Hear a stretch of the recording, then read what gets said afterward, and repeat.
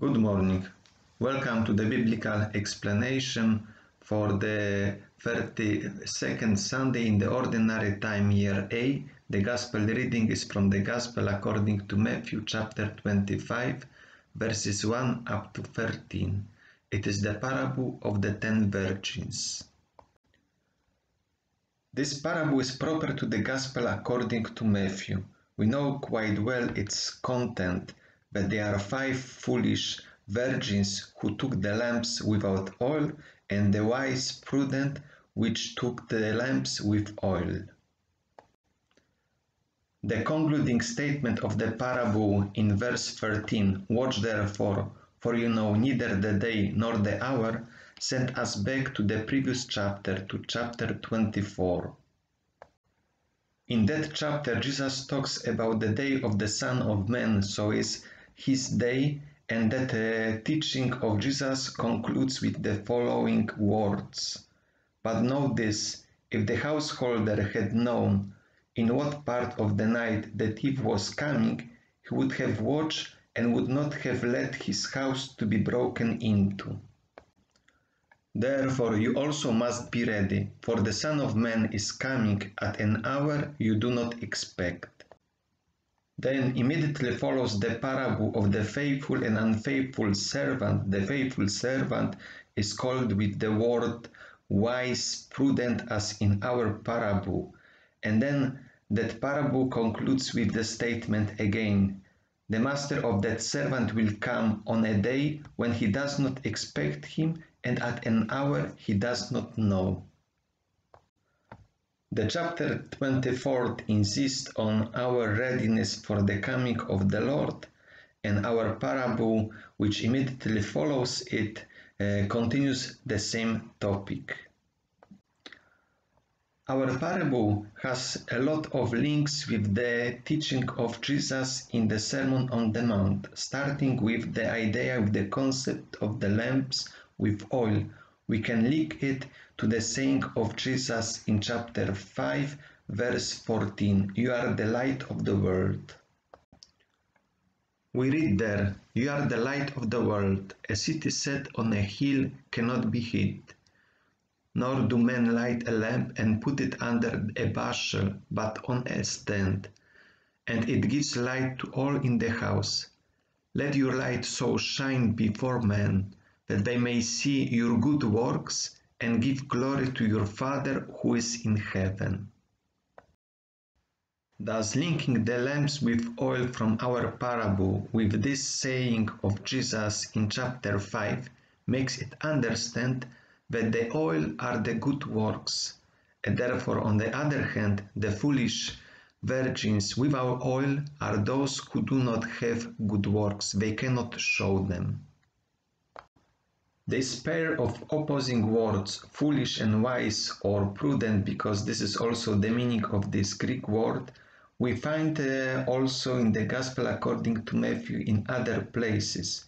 Firstly, we can refer just to the Sermon on the Mount at the conclusion, when there is the image of wise and prudent person who builds on the rock and the foolish one which builds on the sand.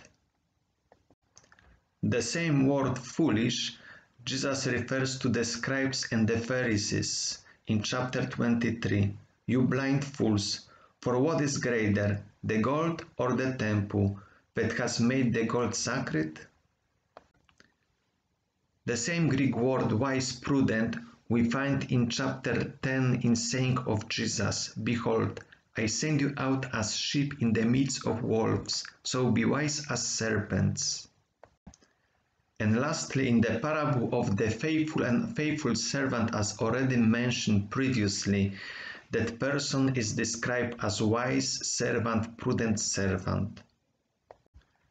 Such usage of the opposing terms describing people as wise or foolish is similar to the usage of those terms in the wisdom literature, where it refers not to intellectual wisdom or foolishness, but to moral aspect, to religious aspect of life. The door that is shut for the foolish virgins links with the previous chapter 24 verse 33. So also, when you see all these things, you know that he is near, at the very gate. The same Greek word is translated there gates as in our text door. But the door that is shut for those virgins, together with the reply answer of the Lord, I do not know, sends us back to the Sermon on the Mount, at the end of the Sermon on the Mount in chapter 7. The closed door recalls the narrow gate. Enter by the narrow gate, for the gate is wide, and the way is easy that leads to destruction, and those who enter it are many. For the gate is narrow, and the way is hard that leads to life, and those who find it are few. And I do not know you from the parable recalls the statement about recognizing by the fruits, which immediately follows the saying about the door. So we have the same sequence in the parable. First is the statement about the closed door, and then the statement I do not know, and the same in the Sermon on the Mount, the teaching about the narrow gate and the teaching about recognizing by the fruits. We read there, beware of false prophets who come to you in sheep's clothing, but inwardly are ravenous wolves. You will know them by the fruits.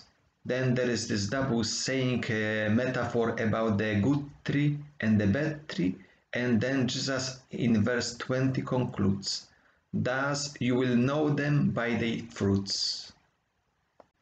Then follows a short parabolic saying of Jesus, which is linked to the concept of recognizing by the fruits. Not everyone who says to me, Lord, Lord, shall enter the kingdom of heaven, but the one who does the will of my Father who is in heaven. On that day many will say to me, Lord, Lord, did we not prophesy in your name, and cast out demons in your name, and do many mighty works in your name? And then will I declare to them, I never knew you. Depart from me, you evildoers. Without entering into discussion of this text, the meaning of those good objective works as prophecy, casting out demons, and mighty works means miracles, that they are now considered by Jesus as evil works, most probably because also they were not done with proper spirit, with proper intention, like in chapter 5, that your light may shine, that they may see your good works, and the intention is for the glory of the Father who is in heaven. Not the words, but the works are the basis for the judgment if the person is good or not.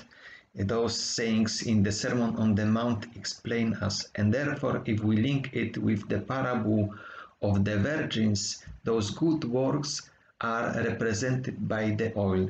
The wise virgins have the good works, they have the oil, while the foolish virgins, they do not have the good works, so it means they do not have the oil to light the lamps and to shine them in front of others. And in this sense we can avoid an accusation against the wise virgins that they are not generous to the foolish ones because they don't want to share with them oil, as they are asking in verse 8, give us some of your oil, for our lamps are going out. Reading within lines, the wise virgins represent those people who are doing good works. It means they are generous, they are forgiving, even forgiving to the enemies for any evil which they received, but they cannot share the good works which they do with others, because each one, he himself or herself, has to do on his or her own. It is impossible to buy good works from others and present them as own. Wishing you a nice day and fruitful reflection on the Gospel reading.